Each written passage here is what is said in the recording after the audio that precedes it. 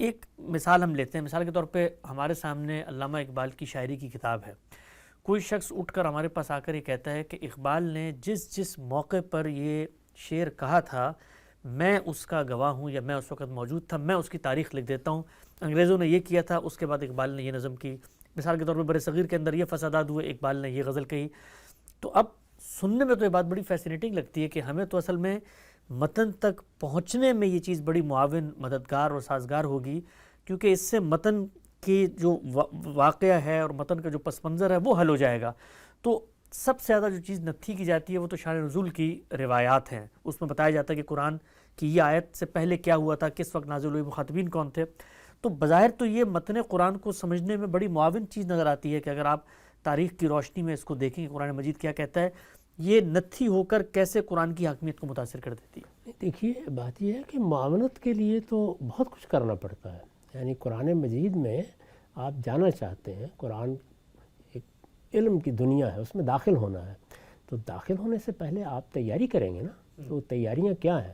مثال کے طور پر آپ عربی زبان سیکھیں گے، یعنی یہ تو جانیں گے نا. جی. تو عربی زبان سیکھنے کا مطلب کیا ہوتا ہے؟ کسی بھی زبان کو سیکھنے کا مطلب یہ ہے کہ آپ اس زبان کا ادب پڑھتے ہیں، اس زبان کے استعمالات کو دیکھتے ہیں، جس زمانے کی کتاب ہے اس زمانے کی زبان تک رسائی حاصل کرتے ہیں، اس کے اسالیب کیا تھے، اس کے محاورے کیا تھے، اس میں کیا چیزیں مانی جاتی تھیں، کیا چیزیں نہیں مانی جاتی تھیں، ترک و اختیار کے کیا اسالیب تھے. یہ ساری باتیں جانیں گے نا.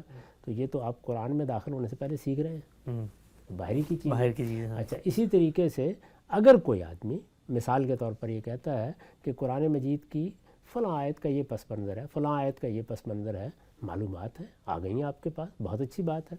اچھا، قرآن مجید جب نازل ہوا تو اس وقت انسان کا علم بھی تو موجود تھا نا. یعنی انسان سے مراد اس کے مخاطبین، وہ کچھ چیزوں کے بارے میں کوئی رائے رکھتے تھے. مثال کے طور پر جن چیزوں کو خاص طور پر وہ موضوع بنا رہا ہے، جیسے طیبات و خبائث کا فرق ہے، جس طریقے سے معروف اور منکر کا فرق ہے، جس طریقے سے عربوں کی روایات ہیں، ان کے رسوم ہیں، اسی طریقے سے اگر وہ دین ابراہیمی کی روایت پر کوئی تبصرہ کرے گا تو اس کے بارے میں بھی آپ کو تاریخ عربی سے معلومات ہوں گی، یہ بھی آپ حاصل کرتے ہیں. یعنی اس طرح کی بے شمار چیزیں. چنانچہ دیکھیے میں نے اپنی کتاب میزان میں جو اصول و مبادی کے عنوان مقدمہ لکھا ہے، اس میں 10 عنوانات کے تحت بیان کیا ہے کہ آپ کو قرآن میں داخل ہونے سے پہلے کیا تیاری کرنی ہے. یہ تیاری ہے، آپ نے کر لی. یہ تیاری کرنے کے بعد آپ قرآن کے اندر داخل کہاں سے ہوں گے؟ وہ داخل ہونے کا دروازہ بالکل درست ہونا چاہیے، اور وہ یہ ہے کہ آپ کو لفظ سے داخل ہونا ہے. لفظ سے داخل ہونے کا مطلب یہ ہے کہ سب سے پہلے آپ کو یہ جاننا ہے کہ اچھا جس لفظ کو میں یہاں پڑھ رہا ہوں، یعنی اگر میں نے مثال کے طور پر مالک یوم الدین پڑھا ہے تو مالک ہے، یوم ہے، دین ہے. یہ جو الفاظ میں نے پڑھے ہیں، ان الفاظ کے بارے میں اب مجھے کیا معلومات ہے؟ ان کے 2 3 4 5 معنی ہو سکتے ہیں جو آپ نے عربی زبان سیکھتے ہوئے جان لی ہے. دنیا کی کسی زبان کو بھی سیکھیں گے، دنیا کی سب زبانوں میں یہ صورتحال انسان کو پیش آتی ہے کہ ایک مدعا کے لیے ایک لفظ وضع نہیں کیا گیا، بلکہ الفاظ کم ہیں اور مدعا اور تعبیریں ایک سے زیادہ ہوتی ہیں، کبھی 2 کبھی 4 کبھی 10 کبھی 20. یعنی آپ انگریزی زبان کا لغت بھی اٹھائیں تو بعض الفاظ کے معنی اور ان کے استعمالات پر ایک پورا کالم آپ کو لکھا ہوا مل جائے گا. یہ دنیا کی ہر زبان میں، اردو میں بھی ایسے ہی ہوتا ہے. یعنی اردو زبان میں ایک لفظ اچھا ہے، کبھی آپ نکال کے دیکھیں آپ کو کوئی 70 72 استعمالات اس کے مل جاتے ہیں. تو دنیا کی تمام زبانوں میں یہ چیز ہوتی ہے. یہ علم آپ پہلے حاصل کر کے آئے ہیں، یہ آپ کے پاس موجود ہے. تو جیسے ہی آپ نے قرآن مجید کی کسی آیت میں لفظ دیکھا تو اب آپ کو سب سے پہلے تو اپنے ذہن کی طرف مراجعت کرنی ہے کہ اس کے کیا کیا معنی میں جانتا ہوں. وہ آ گئے. وہ اگر تو ایک ہی ہے تو مسئلہ حل ہو گیا، اگر وہ ایک سے زیادہ ہیں تو سوال پیدا ہوا پھر یہاں کس معنی میں استعمال ہوا ہے. تو آپ اگلا قدم اٹھا کے دیکھیں گے یہ جس جملے میں آیا ہے وہاں اس سے کیا مدعا ہے. میں ایک چشمہ خرید کے آیا ہوں. اب دیکھیے یہ ایک جملہ ہے، میں ایک چشمہ خرید کے آیا ہوں، اس کو آپ نے سنا. لفظ چشمہ سے آپ واقف ہیں.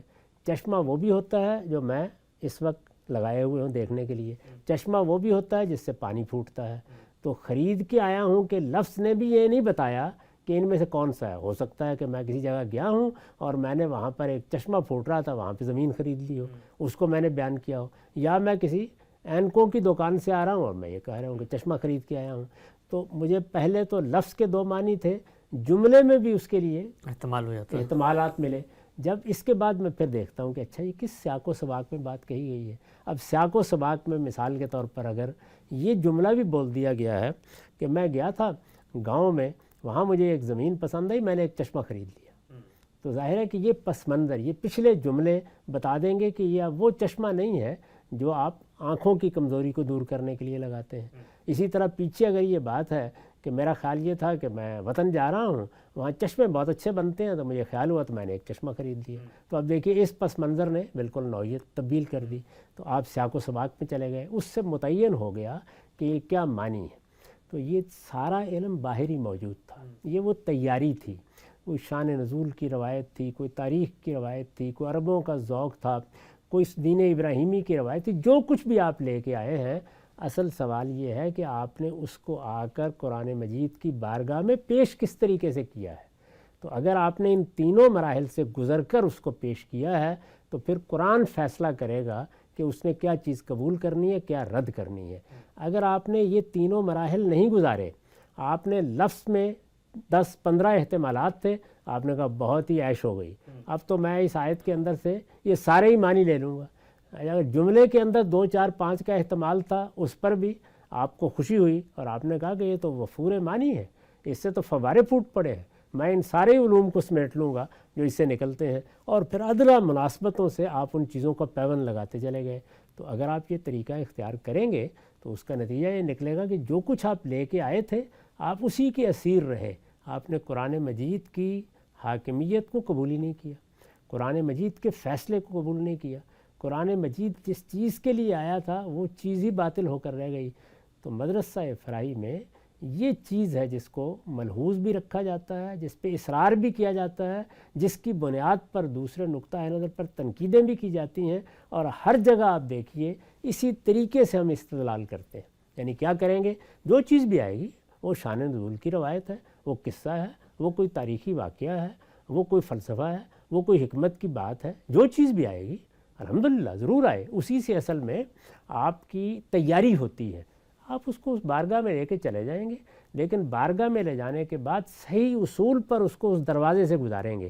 تو جیسے ہی اس کو آپ اس دروازے سے گزاریں گے اور سارے مراحل طے کر کے باہر نکالیں گے تو وہ چیز یا قبول ہو چکی ہوگی یا رد ہو چکی ہوگی یا امینڈ ہو چکی ہوگی، یعنی اس میں ترمیم کر دے گا قرآن مجید۔ تو قرآن کا وہ فیصلہ کیا آپ قبول کرتے ہیں یا نہیں قبول کرتے، یہ ہے وہ چیز جس کو بتایا گیا۔